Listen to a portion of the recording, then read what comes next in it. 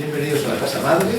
Volvemos a ella pues tras casi un año, hace frío. Veo caras nuevas, veo caras conocidas, pero también caras conocidas.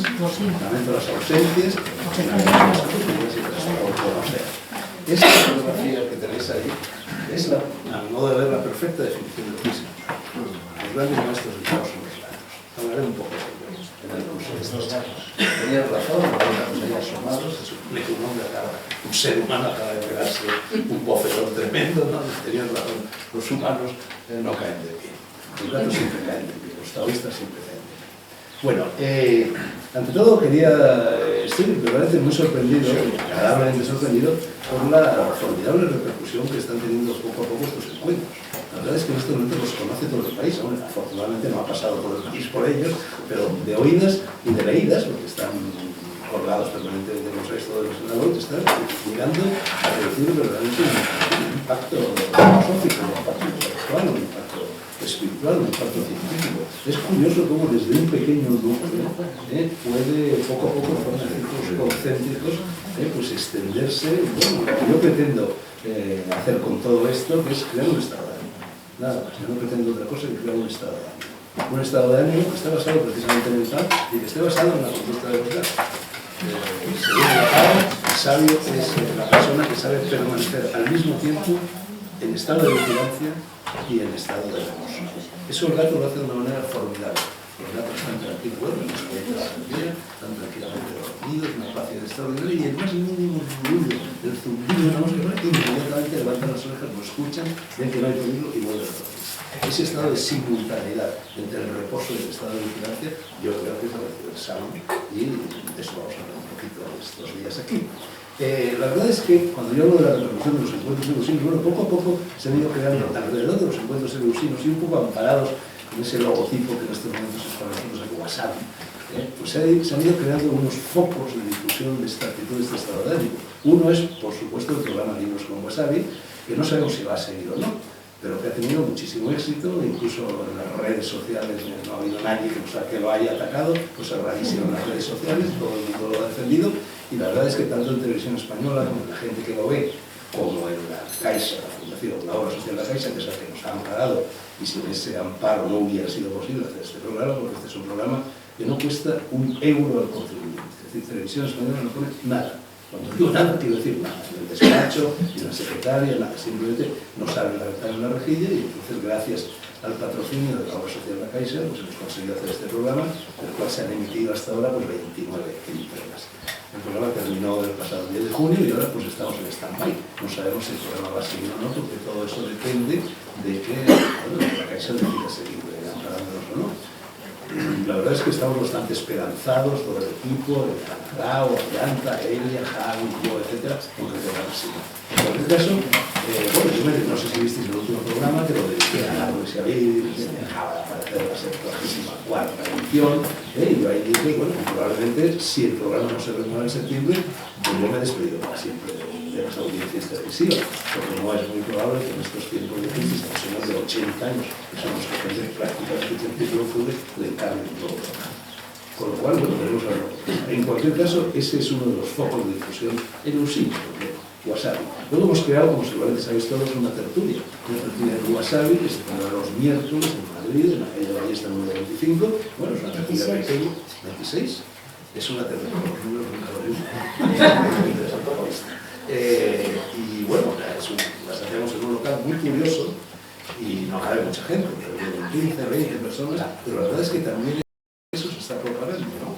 Y luego, bueno, pues está la actividad literaria o periodística, bueno, pues determinadas personas como yo, como Aragao, como mi hija Yanta, etcétera, que también contribuye a se incorporan por círculos concéntricos de este foco difusor de espiritualidad. Así que la verdad es que yo nunca creí, y en fin, hay que dejar la tarea de los encuentros eleusinos y bien claro que son. En estos momentos los encuentros eleusinos llevamos ya 15. ¿Cuántos llevamos? 15. Llevamos ya 15 y bueno, la verdad es que el defecto que tienen, porque yo siempre concebí esta especie de granja filosófica que sería la Nueva Eleusis, como un lugar donde fundamentalmente no se hablaba de cosas, sino que se hacían cosas. Bueno, hacer cosas es muy difícil. Hacer cosas requeriría disponer de esas dependencias que permitieran que aquí funcionara como una especie de retiro espiritual, como una especie de células monásticas, gente que se quedara a retirarse y gente que se quedara aquí con más tiempo por delante de un apelotonado fin de semana. Bueno, eso naturalmente requiere también una protección económica que hoy no disponemos. Vamos a ver si en el futuro se consigue algo. Yo en mi vida he conseguido, la única vez que yo he conseguido un patrocinio económico ha sido ahora con el libro Colosal y he tardado 2 años. Yo soy fatal para conseguir dinero. Y tengo amigos que uno acaba de oír que la cuadra era una centella para conseguir dinero. Sacaba dinero debajo de las piedras, siempre encontraba empresas que protegían sus no menos descabelladas empresas, porque las empresas de la cuadra eran inicialmente bastante descabelladas y sin embargo conseguía. Yo no lo he conseguido nunca. Entonces, bueno, alguna vez lo he dicho ya, yo creo que la vieja guardia eleusina y la nueva guardia eleusina debería moverse un poco a ver si conseguimos. O bien encontrar a millonetas, que las hay por ahí, que nos den dinero necesario para levantar, en fin, estas dependencias que serían necesarias. Porque en estos en un fin de semana no se pueden hacer cosas. Entre otras cosas porque hacer cosas requiere una atención individual. Sin ir más lejos, el I Ching, de lo cual pues, voy a hablar fundamentalmente a lo largo de esta intervención. Bueno, a mí me gustaría muchísimo, en lugar de hablar del I Ching, que es algo que no tiene mucho sentido, me gustaría echar el I Ching a aquellos de vosotros que estuvieran interesados en formar oráculo, los sapiencianos, más que oracular, pues una pregunta. Pero claro, eso a mí se me van en una consulta de I Ching individual, se me van casi 48 horas, porque tienes que caer no solo la persona que acude al I Ching, sino también la persona que va a explicar, que va a echar las monedas al hombre, que es la persona que pregunta, pues tiene que estar en estado de gracia, tiene que haber pasado un par de días aislado de todo, meditación, alimentos naturales, sexo nada, alcohol nada, etcétera, etcétera, etcétera, lo cual pues, no se puede hacer así. Con 50 personas no se puede echar I Ching, a no ser que dispusiéramos aquí de una tropilla de sacerdotes taoístas y más en caso. Entonces, bueno, a mí me gustaría realmente intentar conseguir que se creara aquí esa especie de granja, esa especie de hotel, celdas monásticas, y que la gente pudiera venir aquí, quedarse ahí los días y ser objeto de una atención más individualizada, tanto por mi parte como por parte de otras personas que están interesadas en esto. Veremos a ver lo que va a ser. Hay una... supongo que todos habéis oído hablar del Círculo Eranos. El Círculo Eranos, que funcionó desde 1933 a 1988, fue fundado por un teólogo protestante,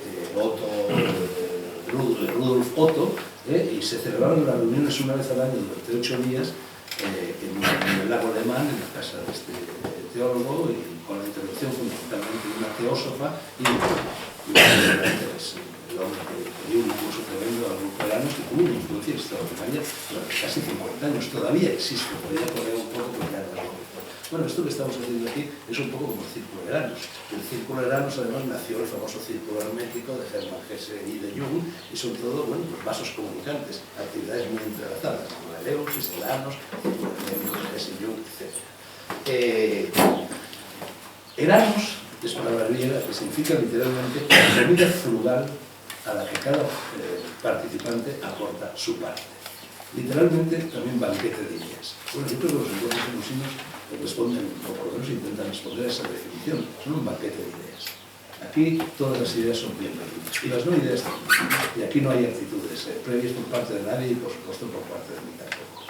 A mí todas las ideas me parecen interesantes, todas las ideas me parecen bien, y que no podemos incurrir nunca en pretender elegirnos en jueces, en imprimir directrices. Aquí se trata simplemente de crear un espacio de pensamiento libre, que no es lo mismo que el libre pensamiento, porque el libre pensamiento tiene una connotación ideológica, histórica, política, etcétera, que me exagera. El gato, vamos a ver, para mí esta es la charla más difícil que yo he emprendido en mi vida. La verdad es que he estado atormentado, llevo atormentado 15 días. No tiene sentido, no tiene ningún sentido.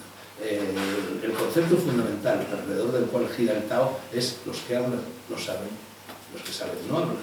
Mi libro Garbo y Sevilis, escrito hace ya 30 años, terminaba en su introducción precisamente citando esa frase del Tao, explicando que en realidad quien había escrito ese libro era un profano y que realmente lo mejor que podía haber hecho era no haber escrito el libro. Entonces, no tiene mucho claro, aquí cabe empezar a decir cómo nace Tao, quién era Lao Tse, qué es el Tao Te Ching, cómo se va desarrollando el taoísmo hasta llegar a impregnar toda la cultura china, cómo se va transformando en algo que no es, en una religión, cómo empiezan a surgir monasterios, en los cuales fundamentalmente se pretende perseguir la longevidad y un estado de salud perfecta y permanente de los monjes, etcétera, etcétera. Pero todo eso no tiene mucho sentido. Todo eso está en los libros, todo eso está en... Yo he traído los libros no para apabullaros con la presencia de estos libros, sino para todo lo contrario. Realmente lo que yo tendría que hacer ahora es quitar del medio todos los libros. Veréis, lo más taoísta que hay encima de esta mesa es la botella de whisky. Luis Racionero, que va a ser uno de los ponentes de este encuentro, tiene un libro, lo tengo aquí, Textos de Estética Taoísta, ha escrito también la figura de un gran artista occidental, que fue muy taoísta, que es Leonardo da Vinci, etc. Y en un libro que escribió Luis Racionero, que se llamaba Memorias de California, si no recuerdo mal, contaba cómo él conoció en sus años de Berkeley, conoció a Alan Watts, que es una de las grandes figuras de la contracultura, finales de los 60, principios de los 70, en California, en la Universidad de Berkeley, uno de los ex máquina de los hippies, etcétera, etcétera. Y en ese libro contaba Alan Watts que en principio era un budista, era zen, era taoísta, en fin, todas estas cosas así un poco santurronas, ¿no?, de renuncia a los placeres, tal como en una charla que tuvo con Luis Racionero, o que tuvo en la Universidad de Berkeley en un determinado momento, cosa que a mí me habréis visto hacer muchas veces, echó mano al bolsillo trasero y sacó una petaca con ginebra. Y bueno, la gente es que nos sorprendirá que Alan Watts se vea ginebra, bueno, no sé, eso es un gesto muy taoísta. Si uno le apetece de ginebra, lo que apetece de whisky, ¿por qué no le apetece de whisky? Así que, a vuestra salud. No ha llegado el agua. Bueno, vamos a ver por dónde empiezo. Bueno, yo, como decía, estaba en crisis con esta charla. Ana Grau ha venido mi crisis y inicialmente, hace 15 o 20 días, dije, bueno, voy a ser un buen chico, voy a ser estudioso, voy a ser hacendoso y voy a releerme los libros que yo había ido leyendo a lo largo de mi vida, sobre todo en los años 60 y 70, que fue cuando el Tao empezó a ponerse de moda en el mundo occidental.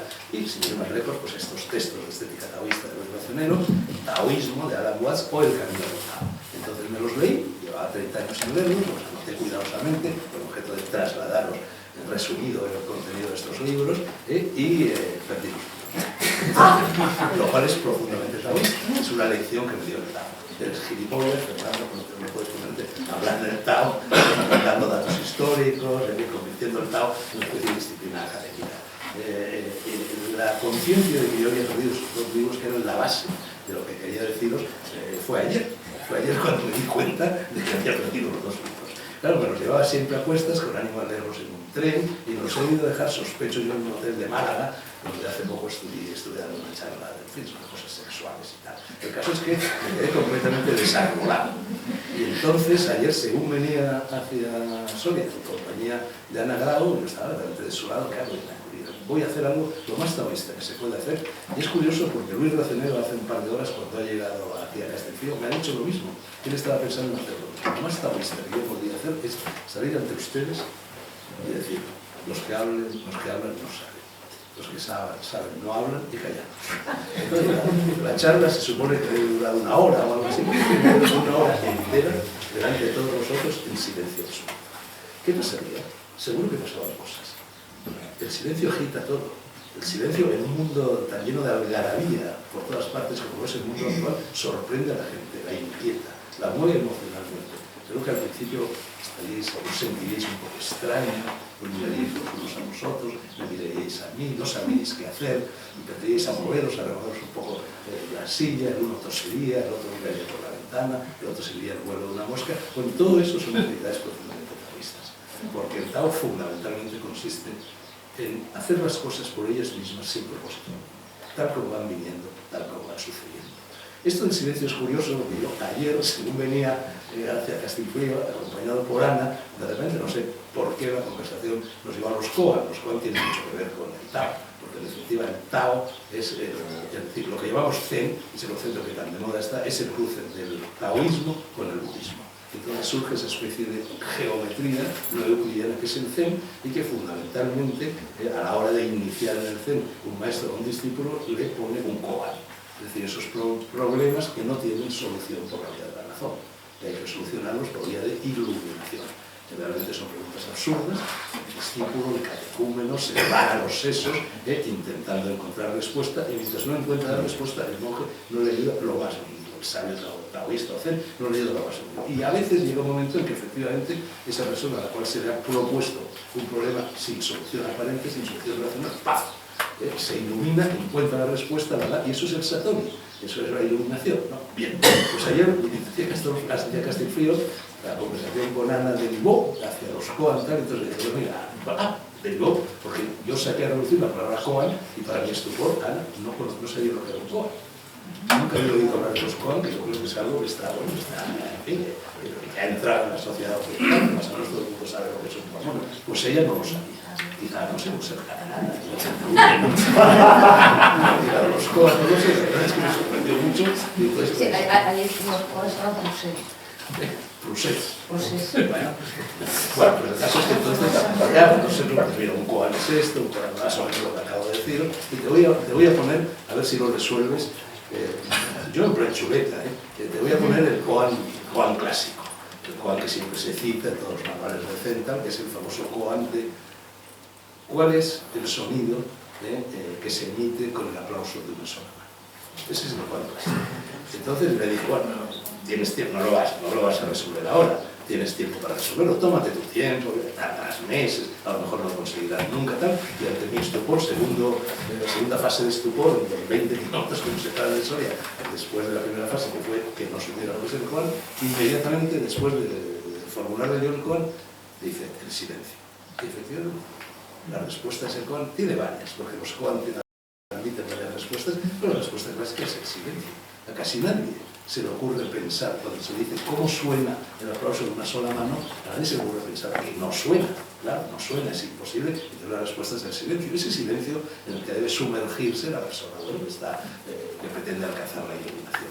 Entonces, me sorprendió muchísimo que de repente con esa extrema facilidad de gato, dijera el silencio. Entonces, bueno, eso es lo que yo pretendía hacer hoy aquí, el silencio. Sigo teniendo la tentación.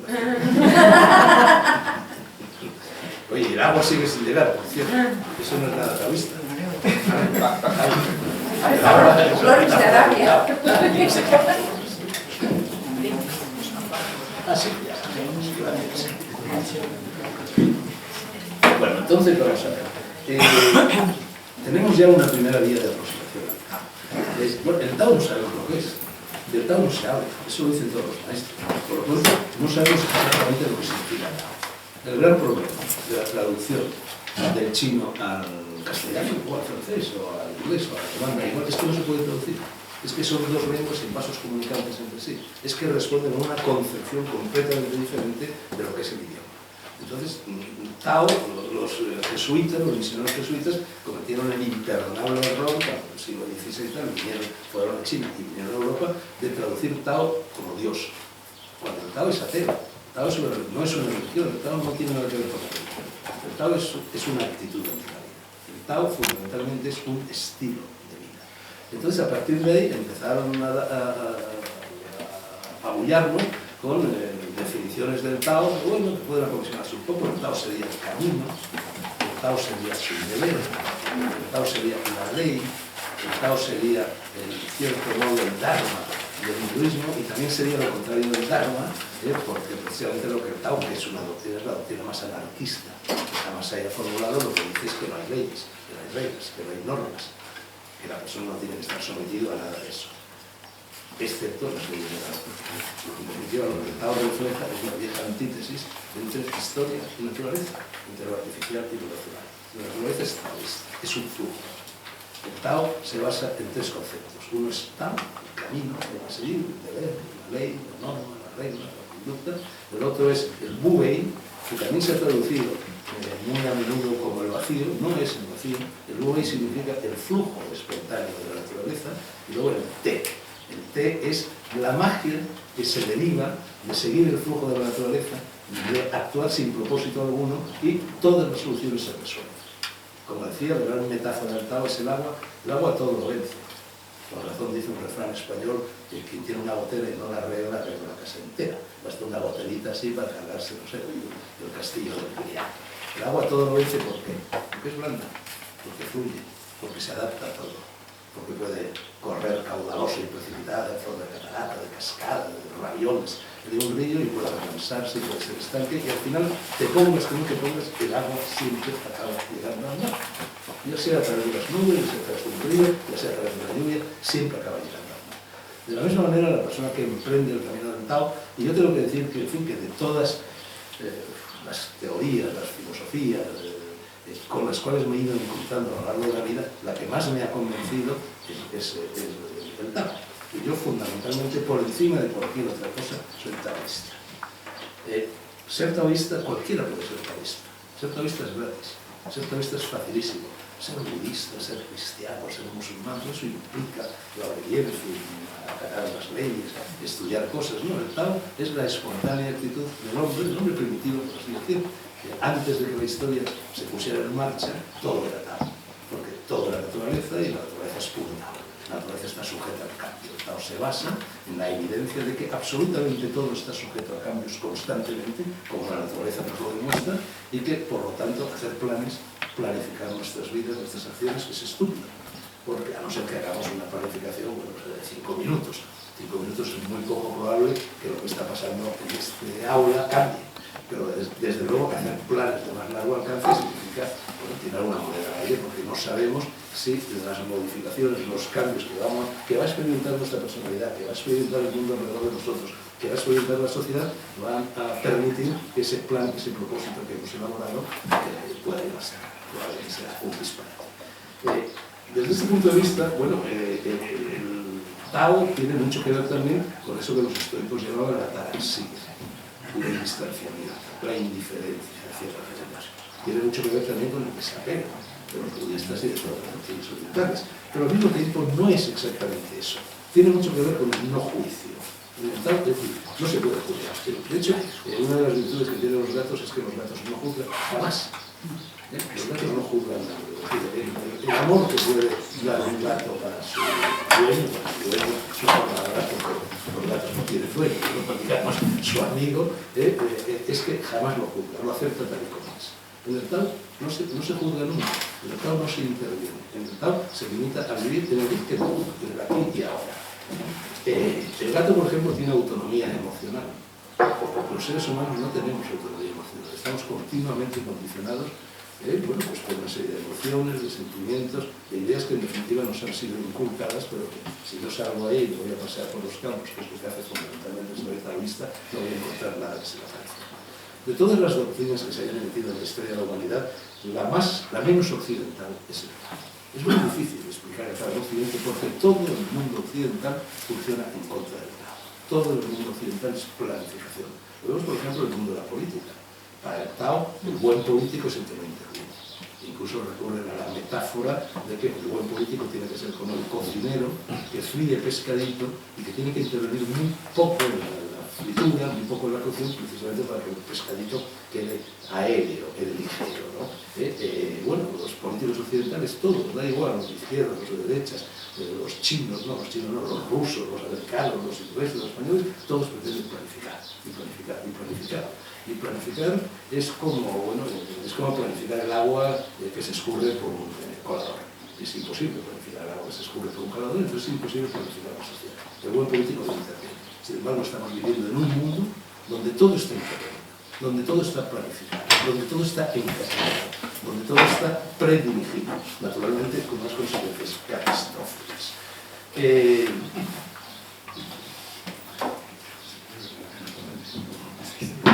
En la solapa de este libro de Alan Watts se lee. Alan Watts nos propone la relajación, centrarnos en la respiración. La respiración es importantísima para todo. Y concretamente en los monasterios taoístas se pretende alcanzar la longevidad, bueno, de muchas maneras, pero fundamentalmente no solo la longevidad, lo que pretenden es alcanzar la inmortalidad a través fundamentalmente de la respiración. Tienen unas técnicas de respiración que son lo contrario. Es curioso como respirar muy deprisa o no respirar en absoluto conduce exactamente, que también es muy taoísta, porque taoísta es la conciliación de los opuestos, la conciliación de los contrarios, pero si no respiramos, es decir, si procuramos respirar cada vez menos, que es lo que intentan hacer los monjes taoístas en sus monasterios, caemos en un estado de conciencia alterada. porque vamos enrareciendo la cantidad de anhídrido, de óxido de carbono, etcétera, en la sangre, y es como una droga enteogénica y caemos en un estado de trance. Y si hacemos lo contrario, que es lo que hace Stanislas Grof y su mujer Cristina en Estados Unidos, pues para inducir estados alterados de conciencia, lo que se llama la respiración holotrópica, que consiste exactamente en lo contrario, en respirar jadeando, muy deprisa, durante mucho tiempo, y también caes en un estado de conciencia alterada.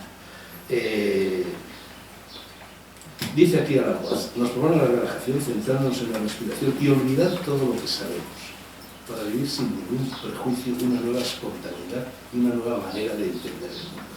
Se trata de una invitación a alcanzar la verdadera libertad, conocernos mejor a nosotros mismos y entrar en armonía con el universo. Este concepto de la armonía de la naturaleza, de la armonía del universo, es fundamental.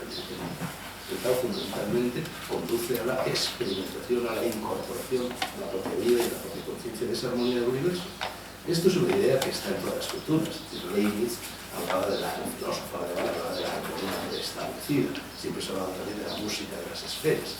Ese estado en el que una persona que se pone a pasear por el campo, y al amanecer, al atardecer, de repente se da cuenta de que existe esa armonía del universo. El Tao es la armonía del universo. El mundo real, dice Alan Watts, está ahí, delante de ti y dentro de ti. Y tú descubrirás que yo no puedo decirte nada que no supieras realmente. De ahí no la dificultad, sino la imposibilidad de hablar del Tao. Yo he seleccionado aquí, en fin, para aproximarnos un poco a este fenómeno del Tao, unos textos inspirados en estos dos libros. El primero, en la introducción del libro de Alan Watts, dice: la filosofía del Tao resulta especialmente atractiva para el lector occidental de hoy en día. Yo también lo creo, y yo creo que la medicina fundamental que necesita esta sociedad que se está desmoronando por todas las posturas, está viniéndose abajo. Estamos en plena fase entrópica de la sociedad en Europa y probablemente en el mundo entero. Lo que necesitamos para salir de esa situación de entropía: Tao, y más Tao, ¿no? Europa, y más Europa, y democracia, y más democracia. Exactamente lo contrario.